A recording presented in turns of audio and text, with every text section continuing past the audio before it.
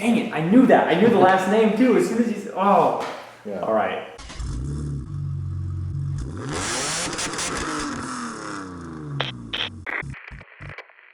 Welcome back to Tenza Motorsports. We weren't actually really planning on doing a video like this, but I was running my mouth a little bit and got myself in trouble with David, who now has some questions to ask me to see if he can basically tear down my confidence about how much I know about my race car. We were actually working on the cars and some of our camera equipment to make sure that we had everything all ready to go for tomorrow, because we are going to be taking this car and the kart car out to get some more beauty shots and some more driving shots of the two cars in some more scenic locations. And so we were doing that, and we were talking about, you know, our knowledge on cars. And David thinks that with a couple minutes of some question making, that he can come up.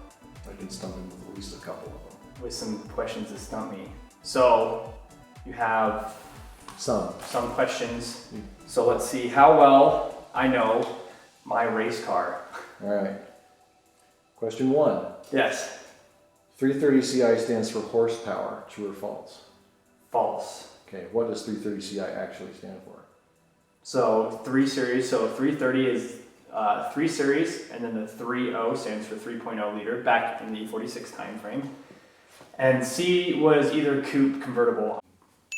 Pass. Okay, sweet. Okay, so there's question 1. What is the designation of your engine? M54B30. Pass. And I know this because I helped him rebuild it. Yes, absolutely. Okay. What is the wheelbase? As in center of wheel to center of wheel. Center of wheel to center of wheel? Mm-hmm. Oh, wow. What it was, so you asked me what it was stock? Okay, yeah, what was stock? Because the tape measure is, well, you haven't moved anything that much. The wheels or centers are going to still be in the same spot. You haven't moved a hub. No, I haven't moved a hub. So yeah, Right. What's the wheelbase?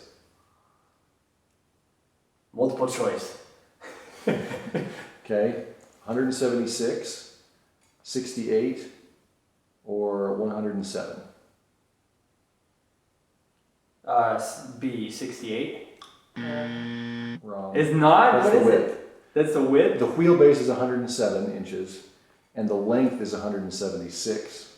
Wow. Okay. Now that wouldn't qualify because you've changed the length, Right. but the wheelbase has not changed, 107.1 inches. Wow. But okay. here's the thing, Germany actually does it in millimeters, so the correct answer is 2,720 millimeters. There you go. So I'm 2 out of 3 right now. All right, what is the top speed in first gear?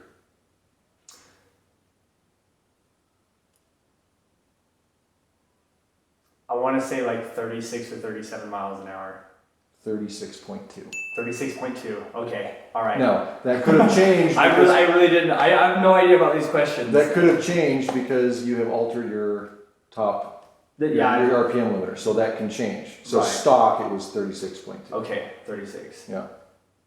Okay. Which specific mass air sensor do you have? 3 or 5 wire, and why should we care? What, mine, like the mass airflow sensor? Okay. I have, so my car has the MS43, so there's 3 wires coming out of my mass airflow sensor, and supposedly, I don't know this specifically, but the MS45 is harder to tune. Well, I guess the MS45 is a lot more fussy, and I have the MS43. All forms agree. Okay, good. Okay. What is your wheel offset, front and rear? Current wheel offset, front and rear. Wheel offset, so my millimeter from the rear is 22 millimeter offset, and the front, oh, maybe I've got that backwards. The rear is 11 millimeter offset, and the front is 22 millimeter offset. Okay. I can't remember, honestly. Every time I get asked that question, because I've been asked that before in the comments section, and I've actually had to go and look it up to tell people. Yes. Is that what it was? I had to look up your wheels, but yeah. Okay. Yeah. Okay. I was trying to get as close as I could to 0. This one's going to be a multiple choice question. Which transmission do you have? The ZF S5, the Getrag 250G, the ZF 5S31, or the GM 4L30E? Wow. I know it's a ZF. What were the two? So it's B and D. What were those options again? So ZF ZF S5-39 or the ZF S5-31. I'm gonna take a wild guess. I'm gonna say the 531. As far as I can tell, that's correct. Okay, all right. That was totally a guess, by the way. I had no idea. And just so that we're good, I threw in 2 automatics there, so. Oh, did you? Okay, is it the two Getrag? The Getrag? No, the Getrag's a manual, the other the other 2 are automatics. Oh, okay, all right, Yeah. okay. So now, who designed the body of your car? Oh, no.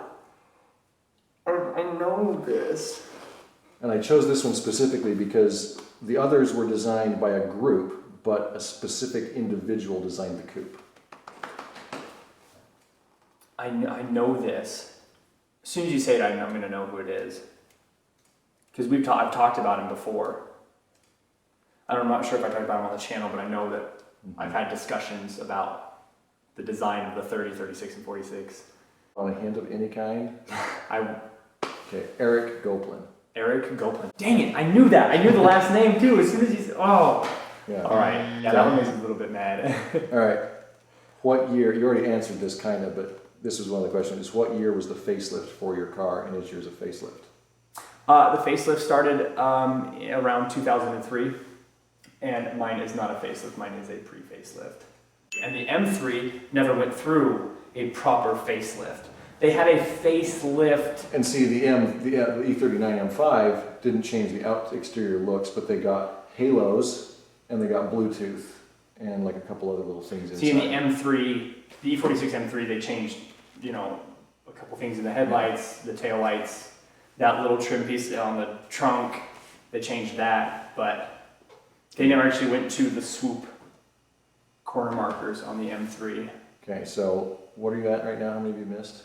I'm not sure, I'll have to do it in post. I'm mostly positive, I think I've missed 2. All right, a jerk at a car slow slashes your serpentine belt and takes it. What belt size do you need to replace it?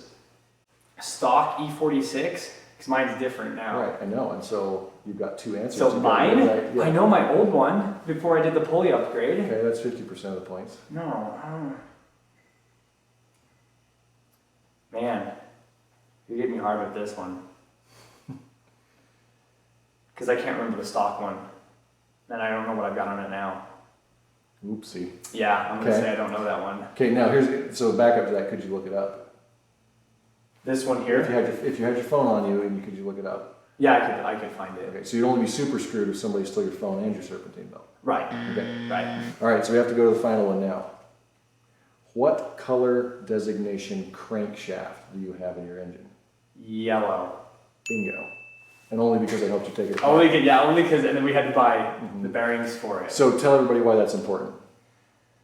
So the color, as far as I know, the color is essentially how thick, or what size. What size bearings you need. Right, to put in. and so if you have to have work done on either the block side, which is pretty rare, normally you've ruined a lot of stuff on it if you do the block, but if you had to work on the crankshaft itself, you would have to then look up to see how much was shaved off and now what bearings you need. And again, it's normally just a little bit more than just polishing. It would have to be like if it was gouged or something where they're having to take a lot of material off. All right, so that's exhausted all the questions I could find in 15 minutes because he does know more about this car than I do. So I had to dig pretty hard to find stuff that would stump him. So, Oh, I'm a little bit surprised. You did lob me a couple softballs, but man, there's a couple in there. well, they wouldn't be. That's the thing is they're softballs because you know them because you've dug into it. But would anybody else that hasn't got that far into a car know that about their car? Right. So basically, like, if you were at a car meet and somebody was sitting there bragging that they know their E46 really well, if you Ask them about their mass air sensor, wheel offset. Almost nobody can remember their wheel offset unless they just got done doing their wheels. Who designed your car? That's kind of, in my opinion, that's kind of useless trivia because I don't really care who designed my car most of the time. But you probably nail somebody with that. What year was the facelift? And then serpentine belt size, you should know that. or at least have it written down where you can get it, because those are something that can go out at any time and leave you completely stranded. Yeah, it doesn't matter what car you got, that could go out. Yeah. And then if somebody knows what color designation crank they've got, they've been into their motor deep and they're a real car guy.